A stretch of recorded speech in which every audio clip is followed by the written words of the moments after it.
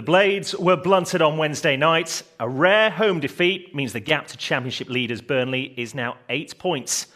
A road trip to the capital will hopefully provide just the spark required to get back on track.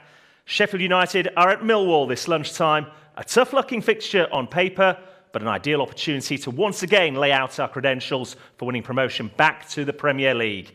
Kick-off is just under half an hour away, and for all of the match pass information and broadcasting regulations for today's game, go to the club's website, sufc.co.uk.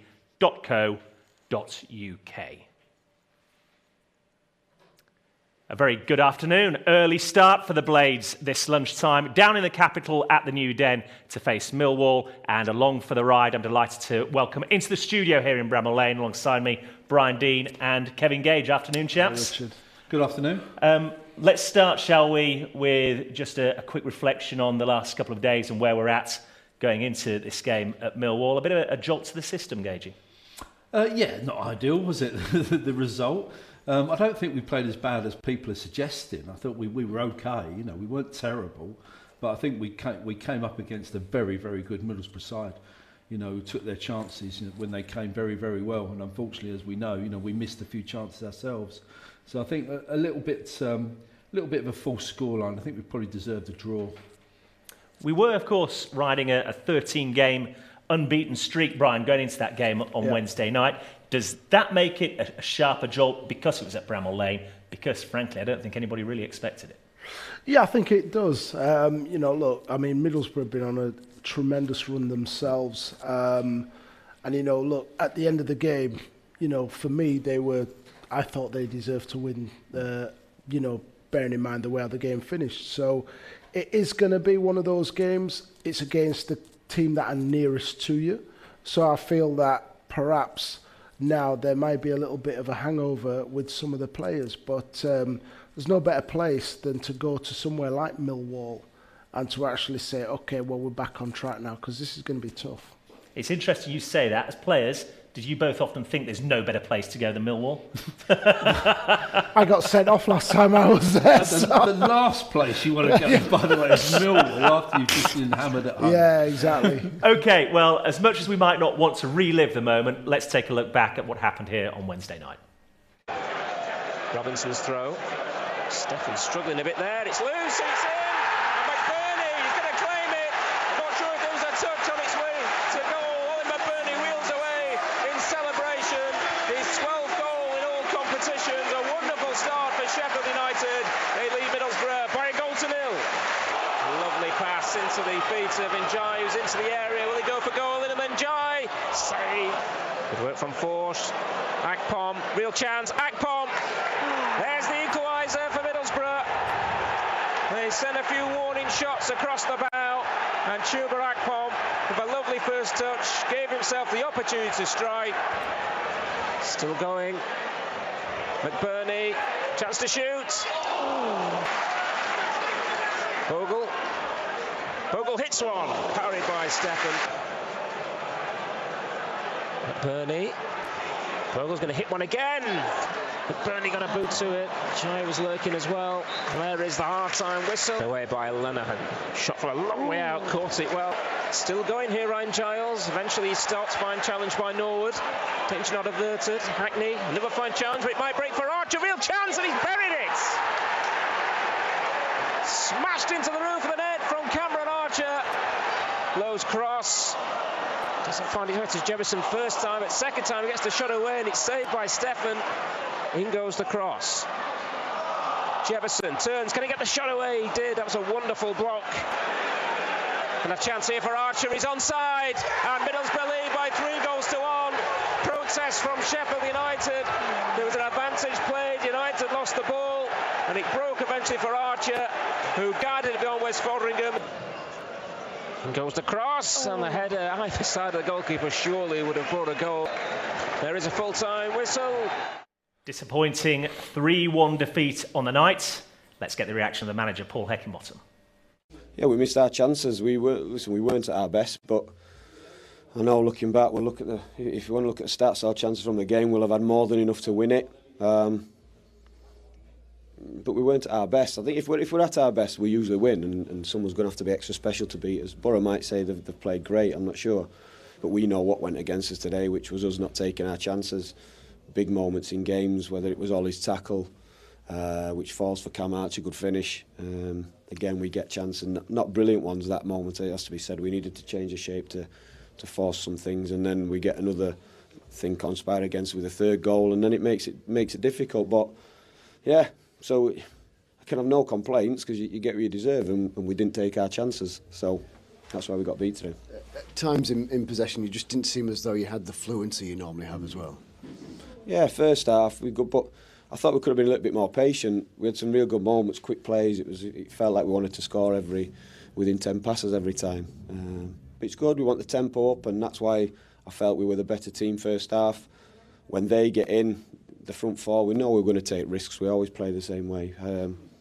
However, when we didn't quite get it right and weren't aggressive enough, that they tended to break on us.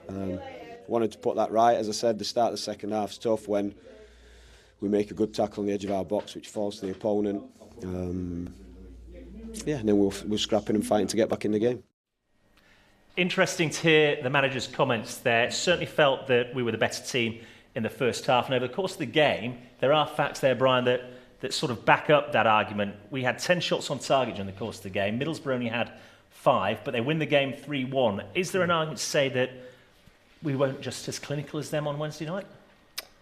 Yeah, possibly, but I mean, sometimes you just have to look at how the game unfolds, and you've got two teams who have similar energy in the first half, and everything's tight, the pitch is tight, and I just felt like perhaps look at some of the chances. You're looking at opportunities where there's a lot of people in a very congested area, and then if you look in the second half, there's a little bit more space, isn't there? And they had players who, for me, had legs in behind, and that sometimes can be a difference at the end of a game. So you can always, I don't like to take too much out of stats. I mean, I like to see with my eyes. So yeah, I'm kind of, look, let's be honest, Middlesbrough are going to be there at the end of the season, so let's just accept it. Let's look forward. For me, that would be my message now, and just put it down as a blip. Yeah, and without question, they've played well under Michael Carrick. They've had a meteoric rise up the table that was reflected on Wednesday night, Gage here. And you're not going to win every game over the course of a championship season. No, of course you're not. No, it would be unrealistic to think we weren't going to lose from now to the end of the season. It's just unfortunate we came up against, as Brian said, a very good Middlesbrough side who did take their chances very, very well. We did miss some clear-cut chances, as we've just seen on the highlights there, and Hecky mentioned it in his conference. Brian's talked about stats in there. Well, there's a stat called expected goals, and we had 2.5 expected goals. So that tells you, we should have scored 2.5, 2-3 goals. It would have made it a completely different game. I think just in that second half, the game got stretched. We were crying out for someone to come on in midfield to shore it up a bit. And Nord, he was getting overrun in there. I felt a bit sorry for him. And Middlesbrough just had the players to keep slicing us open through the middle. It was a bad result, but it's not all doom and gloom. We're still a very good side. We're still more than good enough to maintain this points lead that we have. Yeah, and if you are sat at home feeling just a little bit depressed and down about that result on Wednesday night, let's see if we can perk you up then with a reminder of the league table coming into this weekend's round of matches, and we'll see Sheffield United there, sat pretty in second, still 7 points clear of Middlesbrough, and with a game in hand. At this stage of the season, chaps, you've both been involved in championship campaigns. That's a very handy position to be in, isn't it? It's a wonderful position to be in, isn't it? We would have snapped your hand off, early in the season to be in this position right now. Yes, we've lost to Middlesbrough. We've let 3 goals in, unusually for us, because we've been so solid, defensively all season. So I expect us to, not lose too many games from now to the end of the season, and it's up to the others to catch us. Let's take a look at our recent form as well coming into this lunchtime's matchup. Over the last 5 games for the Blades, I've already mentioned they went into Wednesday night's game 13 unbeaten, and over the last 3 games, you look at that, there's 3 wins in there, just the draw at Rotherham and the defeat to Middlesbrough. This is still a good team, and by championship levels, okay, Burnley might be an exception, but I think the rest of the competition look at the Blades as the team to beat, don't they, Brian? Yeah, definitely. And again, I just want to park the Middlesbrough thing now, but I haven't seen a side as good as them. I mean, even when we played Burnley down here, we dominated that game and came out well and worthy winners. So I don't think there's anything to suggest that we're on a bad blip of form. I will say that the fixtures coming up are going to be, it's going to be a rough ride. And if we can come through 2 or 3 of those, what happens mentally then is that other teams will see where we are with a couple of more fixtures ahead, games gone, and they'll be thinking, well, okay, we need to start focusing on consolidating our playoff position. And that's where I feel that the team needs to get to. Yes, it's a bit of a blip, but at the end of the day, a couple more wins, and we know it as players, don't we, Kevin? You'll look at them, everybody's already saying Burnley are out of sight, aren't they? And in the mind of Vincent Kompany now, his job is to make sure that there aren't any, lapses in concentration now. But I definitely feel that we're not far away. A couple of wins against some of the teams coming up, and I think that everybody else is going to start thinking, okay, we need to plan. On that note, though, Gagey, in that dressing room, the boys are looking at what happened in midweek this week and thinking, missed opportunity thinking towards Burnley. They slipped up on Tuesday night, grabbed a late equaliser and got a point. If you could have won it, we've still got to play them at their place this season. That still makes the title chase all the more interesting. Yeah, I mean, trust me, footballers won't be looking back on that game. You have to, Brian will back me up on this, you just wipe the slate clean. You play Wednesday, you'll probably up all night, not being able to sleep because you've had a bad result at home, thinking about it. You come in Thursday afternoon for a stretch and a warm down, whatever. It's completely gone, to be fair. I don't even think they'll look back at the highlights because you get nothing from looking back there. What I would do is, if I was the manager or the analyst, I'd put together all the best bits, and look how many chances we created here, because we did create some wonderful opportunities. Time and time again, we got in down the right, in down the left to the touchline, and just the final ball wasn't quite there, or it got cut out. So although we've lost 3-1, for me, believe it or not, there was lots of positives came out of that game going forward. Yeah. Well, let's take your attitude then and look forward to this lunchtime's game against Millwall. The starting 11 is in for the Blades, and there are changes made, 3 in total for Sheffield United. Returning to the starting lineup, Chris Basham, Tommy Doyle and Daniel Jebison up front, making way and dropping down to the bench, Mahodic, McAtee and Njai. Kieran Clark also appears on the bench, which is a boost. John Fleck is still there as well. What are our thoughts? I think the manager's probably right to just make 1 or 2 changes. I think Anel hasn't been at his very best going forward. Defensively, he's been fantastic. He made a wonderful tackle on Wednesday, like goal-saving tackle. So I do understand why he's maybe given him a slight rest. And Njai has worked so hard and has had such a fantastic season. Just give him a bit of a break, because again, Wednesday he was all over the pitch, dribbling around everybody, tracking back, tackling people, trying to help out the midfield. So I do understand giving him a rest. And Jebison needs to start, doesn't he? He's come on from the bench. Yeah. He's got a couple of goals. He's played quite well. Give him the opportunity. And I think against Millwall, there might be a bit of space behind him. We might be able to hit him on the counter attack, and he gives us that wonderful option, to press the game and put it beyond them. I also think that it's a good tactic to use 2 physical players up front. Millwall, you'll never go to Millwall and see players at the back who aren't physical. So I think it's good to match them up. And like Kevin's alluded to, that space in behind, pace is something that it doesn't matter what level you're playing at, pace creates problems. And if we've got that threat in behind, we've got a little, they are slightly different players in that Burnley won't go chasing. He might offer more of a physical, presence in terms of the ball coming into him, but you need that ball in behind, because what it does is it means that the back line cannot come too high up, and it just might give the midfield in front the opportunity to get on the ball, control that area, and then, we can take the game to them. Well, let's take a look then at the way we expect Sheffield United to line up this lunchtime, because of course Wednesday night was one of those rare moments. We saw Paul Heckingbottom actually in the second half make changes in personnel but formation. as well. 3 at the back comes as no surprise. You said, Gage, that you thought Ollie Norwood was a bit exposed at times on Wednesday night. Do we expect the Blades to be conscious of that, especially at Millwall today, and give him a bit of help? Yeah, I think Doyle is a completely different type of player from McAtee, isn't he? McAtee's all about going forward and attacking players, and Doyle will just sit in there a little bit more. He's got a licence to go forward, but he'll help Oliver Norwood out there. Sander will do his normal job on the right-hand side. And Doyle's champion at the bit as well. He hasn't had a lot of game time. He's had 1 or 2 injuries, so he's back fully fit. So that you understand that change. Bash, no worries at all about him coming back in, doing his job there. And as we've already spoke about, Jemison up front. So it's freshening things up a bit. It's just giving 1 or 2 players a little bit of a rest. We don't know about Njai. He might have a little knock, and Nell might have a little knock. We don't know.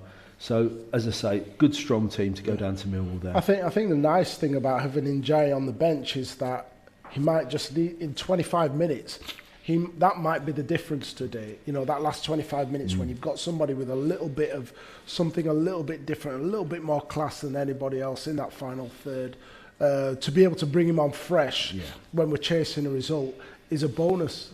Yeah, that's a great point. The last thing you want as a defender, if you've been chasing Jebbo, hopefully in the channels, is for Njai to come on. Something completely different, getting on the ball and running at you and using his trickery and his close ball control.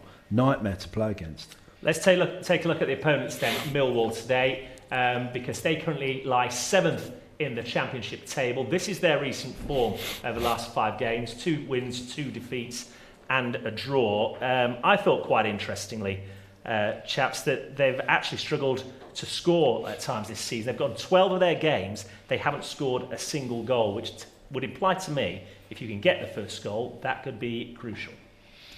Yeah, I mean, that'd be lovely to score the first goal, wouldn't it? Didn't do us much good on Wednesday, but yeah, it's going to be a difficult game. They give nothing away down there, Millwall. They're strong defensively, as you say. They don't score many either.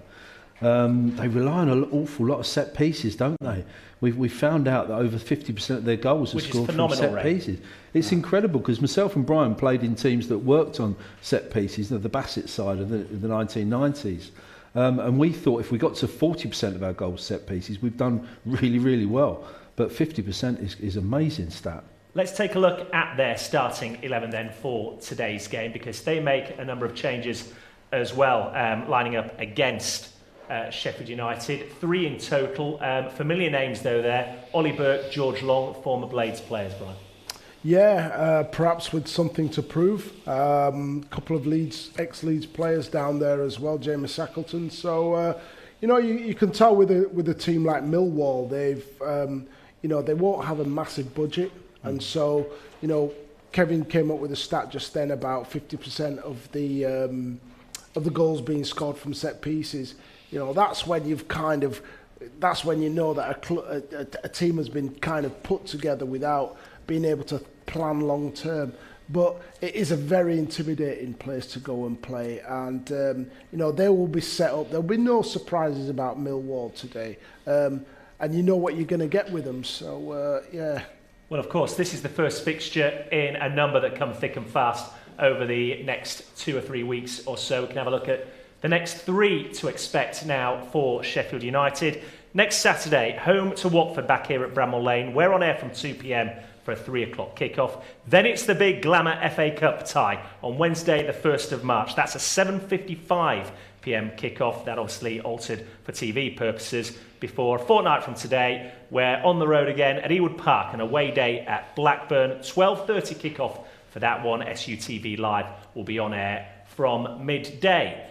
Now, of course, this is the second meeting between Millwall and the Blades this season. The first came way back in August, and it turned out to be a very profitable day for the Blades. The sound of the greasy chip butty song echoes around Bramall Lane for the first time this season. Norwood has gone for goal here. Here's Njai, and he fires it in. Hilleman Njai, an electric start to the campaign. Drove into the area, and he fires the Blades into an early lead here at Bramall Lane. Berger. Away from his man, Berger at the byline. Baldock, brilliant move this. Almost came to Ryan Brewster. Baldock, Mahodic is bursting forward here.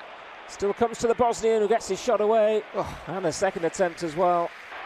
What can United do here with Fleck? Turns into a really good area. Here's Berger around the keeper, Sander Berger. It's in. It was a really tight angle, but the Norwegian has finished well, and Sheffield United have doubled their advantage. Brilliant start to proceedings for the Blades. They lead by 2-0. Lovely turn from Njayi. Here's Brewster. Baldock's cross. And over by Fleck. Still Brewster. Needs support here. Might go himself. Brilliant run this from Brewster. He goes down. It's a penalty. Here's Norwood. Saved again, this time by Biakovsky.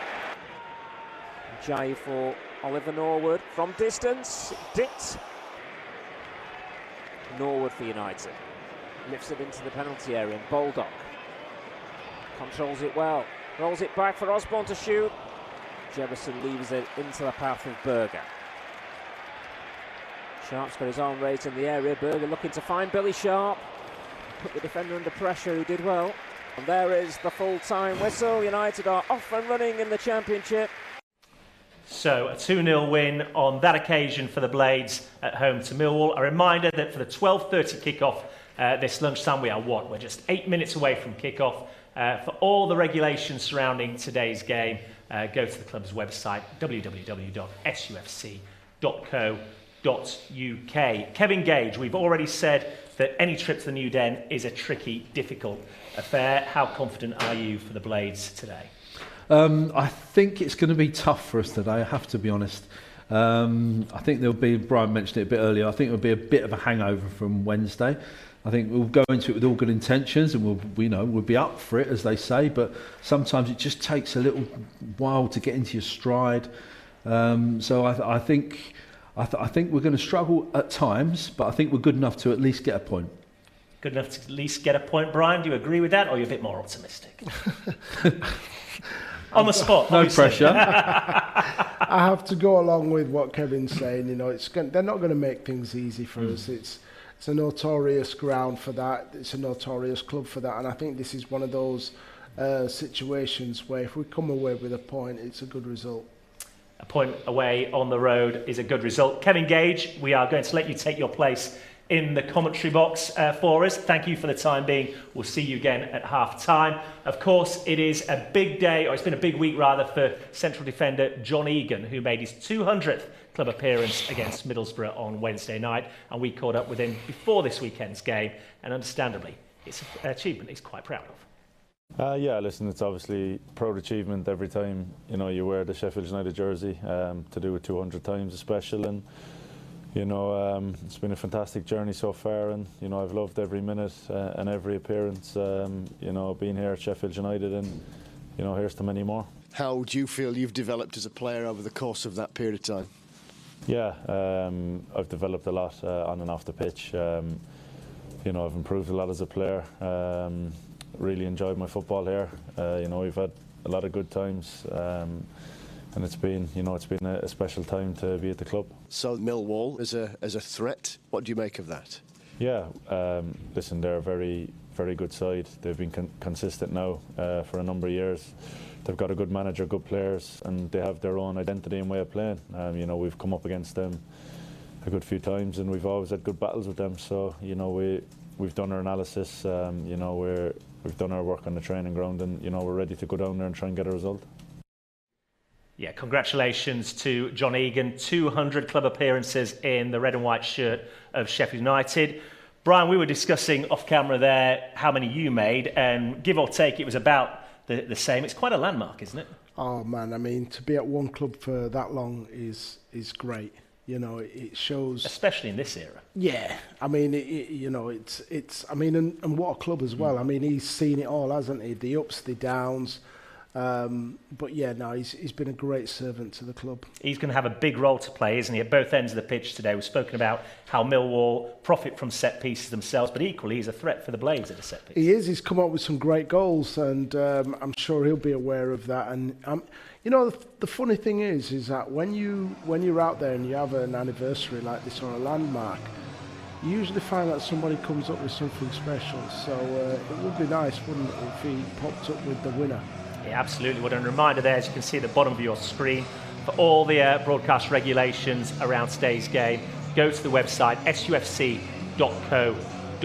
You'll find all the information you need there. But it is an opportunity to eradicate the thoughts of Wednesday night, and also just ask a few questions of everybody in the Championship if we could get a lunchtime win ahead of them playing later today.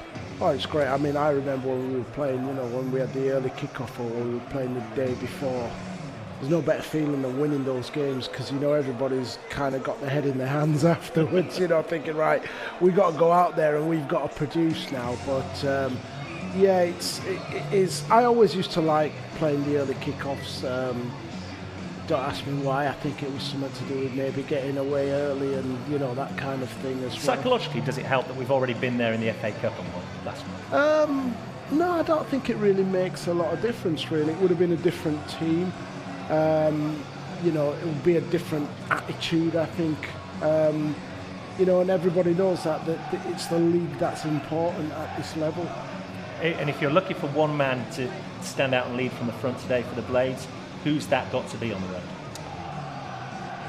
I always like to think of Sander Berg. You know, for me, Sander Berg's a very good player. I would love to see him just be have a little bit more devil in him, you know what I mean? He does have the ability to take the game by the scruff of the neck, doesn't he? And that's what I'm saying. If he does that, then nobody can live with him. You know, I enjoyed watching Jefferson against Wrexham. I think he showed a little bit of bottle, you know, at times. It was a tough game physically. It's a big opportunity for him. Big opportunity today, you know, and a big ask for him. But, you know, these are the games that can make you, you know, and if he can go down there and do well today, then it just gives Paul Heckingbottom another realistic option, you know, when we're going into the running. And when you see the experience of Chris Basham come back into the side for Franel, no surprise that Heckie's gone for experience in a game like this. No, you know, this fixture can be a shock for a lot of people coming in blind. So I think it's a good move. You know, you're going for, you know, a no-nonsense type of defence. I think these are the kind of games where, you know, if you're not used to the atmosphere, the environment and everything, people make mistakes. They're surprised by how intimidating it is. OK, Brian, thanks for the time being. A reminder there to go to the website once again, sufc.co.uk, for all the regulations around today's game. Brian and Gage have both said a point would be a good result. Can the Blades go one better than that and take all 3 points? Sit back and enjoy. We're about to find out as we hand you over to your commentary team. In a moment, you'll hear from Kevin Gage. But first, as always, it's Matthew. Thank you, Richard. United looking to bounce back straight away from Wednesday's defeat to Middlesbrough and have the opportunity to re-establish